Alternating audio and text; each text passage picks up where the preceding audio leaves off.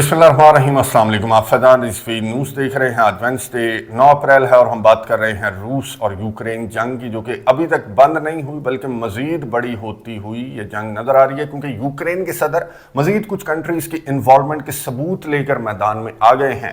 ये वीडियो सबूत भी मैं आपको दिखाऊंगा, जो जारी करने के बाद यूक्रेन के सदर ने ये कहा कि नहीं नहीं नहीं, इतने कंट्रीज से मैं अकेला बेचारा जंग नहीं लड़ सकता। ये कितने कंट्रीज हैं? यूक्रेन के सदर के मुताबिक रशिया समेत अब ये 5 ममालिक हो गए हैं जो यूक्रेन अकेले के खिलाफ मैदानी जंग में उतरे हुए हैं रशिया की साइड से। ये 5 ममालिक कौन से हैं वो भी आपको बताऊंगा। चलें, ये 5 तो छोड़ दें, उस साइड पर तो 50 हैं जिनका मुकाबला रशिया 3 साल से जायद का अरसा हो गया। आपको मालूम है कि रशिया ना सिर्फ इनका मुकाबला कर रहा है बल्कि इनको इन 50 से ज्यादा को शिकस्त भी दे रहा है। कुर्स्क रीजन के अंदर थोड़ा बहुत इलाका रशिया की जानिब से कंट्रोल करना बाकी है। कुर्स्क रीजन से रशिया ने ना सिर्फ यूक्रेन के फौजियों को पीछे धकेला बल्कि नेटो ममालिक का असलहा गोला बारूद, जो रशिया की डिफेंस मिनिस्ट्री है उसकी जानिब से ये एविडेंस डेली बेसिस पर जारी किए जाते हैं कि यूक्रेन नेटो ममालिक का असलहा गोला बारूद कोई चोरी छुपे नहीं बल्कि नेटो ममालिक अलल ऐलान, आपको मालूम है कि यूक्रेन को असलहा गोला बारूद भी प्रोवाइड कर रहे हैं। और फॉरेन फाइटर्स के नाम पर जो यूक्रेन के अंदर नेटो की इन्वॉल्वमेंट है वो भी किसी से ढकी छुपी नहीं है। और ना सिर्फ कुर्स्क रीजन के अंदर यूक्रेन को पीछे धकेलना बल्कि डॉनेट्स्क रीजन की साइड पर जो ईस्टर्न यूक्रेन है वहां पर या फिर सदर्न यूक्रेन की साइड पर भी रशिया की फौजों की पेशकदमी जारी है। और इसी दौरान यूक्रेन के सदर ने अपने वीडियो पैगाम के अंदर भी ये दावा किया, अपने सोशल मीडिया के ऊपर एक वीडियो भी इन्होंने चिपकाई है, मैं आपको दिखा रहा हूं। और ये यूक्रेन के सदर ने कहा कि हमने डॉनेट्स्क रीजन से 2 चीनी बाशिंदों को पकड़ा है, सिटीजन्स को पकड़ा है यूक्रेन के सदर के मुताबिक।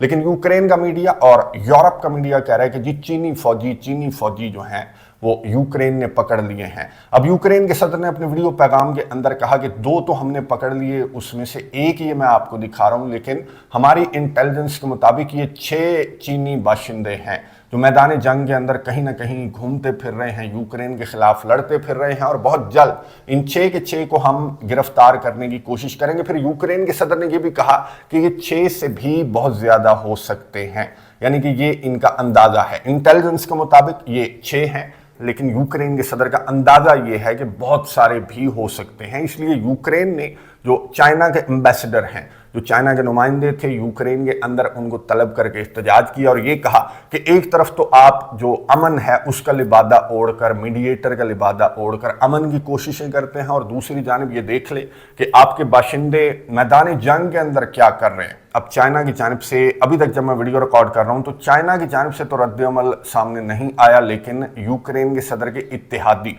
जिनको यूक्रेन के सदर ने ही झंझोड़ने की कोशिश की कि देख लो कि आगे जो हैं इतने सारे कंट्रीज हो गए हैं। अब मैं आपको बता दूं कि टोटल हैं कितने।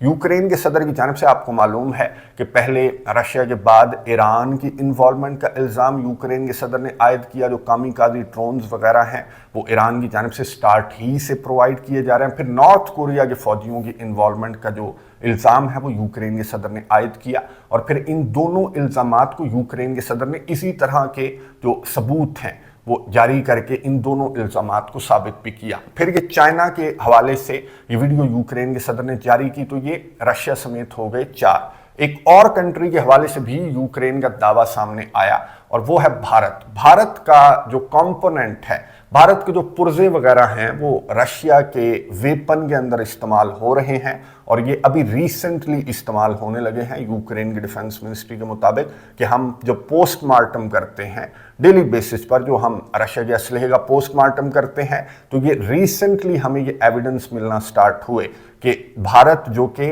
रशिया के असलहे का बायर है, उसके कंपोनेंट्स जो हैं, भारत के कंपोनेंट्स वो रशिया के असलहे के अंदर मिलने लगे हैं। मैंने आपको बताया इंट्रो के अंदर कि चलो इधर तो पुर्जे मिलने लगे हैं, उधर तो पूरे का पूरा असलहा, टैंक्स, गोला बारूद, जो भी आर्मर्ड व्हीकल्स हैं, इवन के F-16 तैयारे भी आपके तो नेटो इत्तेहादी हैं, उनके F-16 तैयारे भी किसी से ढके छुपे नहीं हैं। और इधर आप 5 कंट्रीज पर इल्जाम आयद कर रहे हैं, उधर 50 कंट्रीज जो हैं उन पर इल्ज़ाम आयद करने की भी ज़रूरत नहीं है, क्योंकि वो अलल ऐलान ये जो बेल्जियम के सरबराह हैं, इन्होंने गुज़िश्ता रोज़ यूक्रेन के दारुल हुकूमत कीव का दौरा किया, यूक्रेन के सदर से मुलाकात की, 1 बिलियन यूरोस का ऐलान इनकी जानिब से किया गया कि हम किस्तों किस्तों में 1 बिलियन यूरोस जो हैं वो यूक्रेन को प्रोवाइड करेंगे। और ऐसे कितने ही billions and billions of dollars हैं जो यूक्रेन को अमेरिका समेत जो यूरोपियन कंट्रीज हैं, जो नेटो ममालिक हैं, उनकी जानिब से प्रोवाइड किए जाते रहे। और अब यही यूरोपियन कंट्रीज, यही नेटो ममालिक जो हैं, वो चाइना जो कि आबादी के लिहाज से दुनिया का सबसे बड़ा मुल्क है, अगर उसके एक बाशिंदे को लाकर कैमरे के ऊपर बिठा दिया जाता है और एक शहरी को बिठा दिया जाता है, अगर आपके शहरी पकड़े जाते हैं, पकड़े गए इन 3 साल से जायद के अरसे के दौरान यूके के बहुत सारे शहरी पकड़े गए, अमेरिका के और इन यूरोपियन कंट्रीज के, पोलैंड वगैरह के, तो इनकी जानिब से क्या बयान सामने आता है कि ये तो जी फॉरेन फाइटर्स हैं, ये तो वॉलंटरली लड़ने के लिए गए हैं यूक्रेन के अंदर, और अगर इधर चाइना का कोई बाशिंदा पकड़ा जाए तो इनकी जानिब से मुतालबात सामने आने लगे हैं कि जी अमेरिका को सीरियस हो जाना चाहिए, क्योंकि रशिया इस जंग बंदी का कोई मूड रशिया का नहीं है, बल्कि रशिया इस जंग को देखें कितना ज़्यादा बढ़ा रहा है कि जब से डोनाल्ड ट्रंप की जानिब से ये जो जंग बंदी के इकदामात हैं ये डोनाल्ड ट्रंप ने बढ़ाने शुरू किए, तब से ये तो मज़ीद कंट्रीज़ यहाँ पर इन्वॉल्व होना स्टार्ट हो गए हैं, चाइना और भारत भी मैदान में आ चुके हैं। तो अब बस डोनाल्ड ट्रंप को नोटिस लेना चाहिए।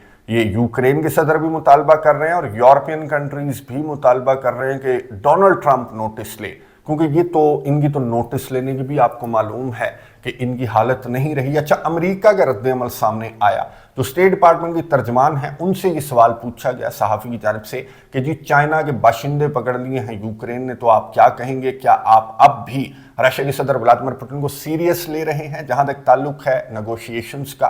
तो स्टेट डिपार्टमेंट की तर्जमान ने क्या जवाब दिया, ये सुनिए, उसके बाद बात करते हैं। You know, it's disturbing. It's disturbing with North Korea participating. It's disturbing with the Chinese soldiers having been captured. We're aware of those reports that Ukraine captured 2 Chinese citizens fighting on behalf of Russia in Ukraine.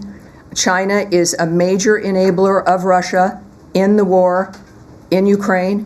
China provides nearly 80% of the dual-use items Russia needs to sustain the war.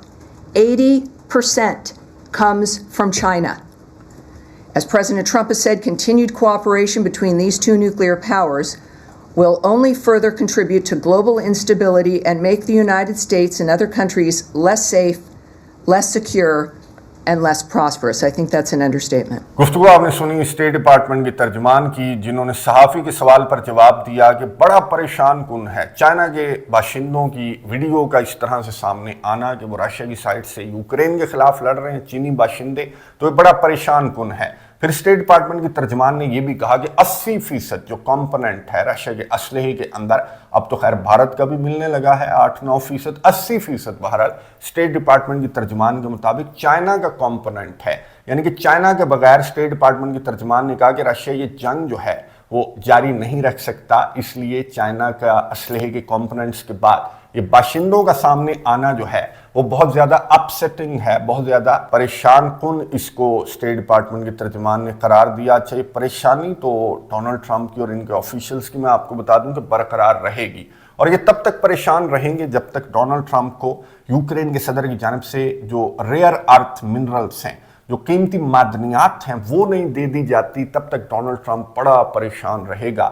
और जब ये कीमती मादनियात Ukraine की जानिब से दे दी जाएंगी, जाहिर है कि पैसा फेंक तमाशा देख वाला बंदा है कि डोनाल्ड ट्रंप, जब इसके आगे पैसा फेंका जाएगा तो फिर आपने तमाशा देखना है कि रशिया को किस तरह की धमकियां इसकी जानिब से लगाई जाएंगी। इस वक्त तो रशिया को यूक्रेन से हट कर डोनाल्ड ट्रंप जो है वो रशिया के साथ ताल्लुकात नॉर्मलाइज करने के चक्कर में है।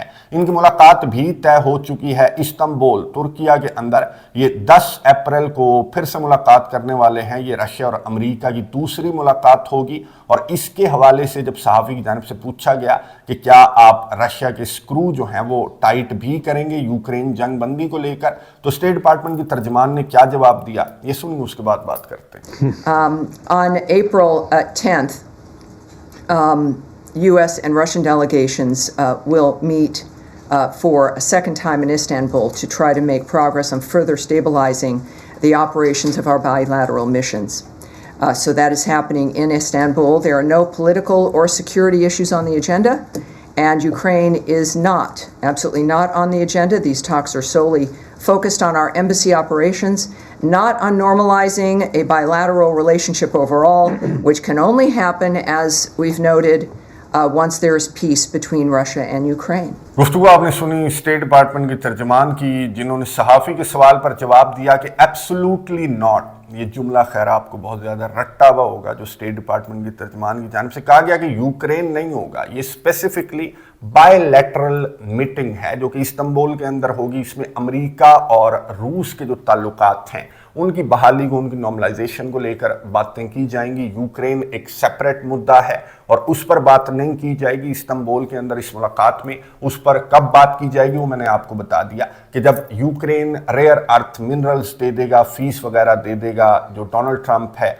उसके आगे पैसा फेंक देगा, तो फिर ये तमाशा स्टार्ट हो सकता है। अभी तक तो डोनाल्ड ट्रंप की जानिब से हर मीडिया इंटरेक्शन के दौरान इससे सवाल तो लाजमी किया जाता है डोनाल्ड ट्रंप से कि जी रूस और यूक्रेन जंग बंदी आपके दावे 24 घंटे 48 घंटे 10 दिन में बंद कर दूंगा, तो उनका क्या हुआ? तो डोनाल्ड ट्रंप की जानिब से वही लगा बंधा जवाब डोनाल्ड ट्रंप देता है। इसलिए सहाफियों ने पूछना ही छोड़ दिया, क्योंकि सहाफियों को पता है कि इसकी जानिब से जवाब ये दिया जाएगा कि अगर मैं सदर होता जो बाइडन की जगह तो ये जंग ही ना होती, पुतिन की हिम्मत ही ना होती, अब मैं आ गया हूं तो मैं ये कर दूंगा वो कर दूंगा। लेकिन मैंने आपको बता दिया कि इसने अभी तक प्रैक्टिकली कुछ नहीं किया सिवाय वार्निंग्स जारी करने के, सिवाय झूठे दावे करने के। इसकी जानिब से यूक्रेन जंग बंदी के लिए कोई सीरियस जो कोशिशें हैं वो नहीं की जा रही। जितनी संजीदा कोशिशें ये यूक्रेन के रेयर अर्थ मिनरल्स लेने के लिए कर रहा है या फिर ज़ैपोरिज़िया का पावर प्लांट रूस से लेने की कोशिश कर रहा है, तो इतनी संजीदा कोशिशें अगर जंग बंदी की इसकी जानिब से की जाएंगी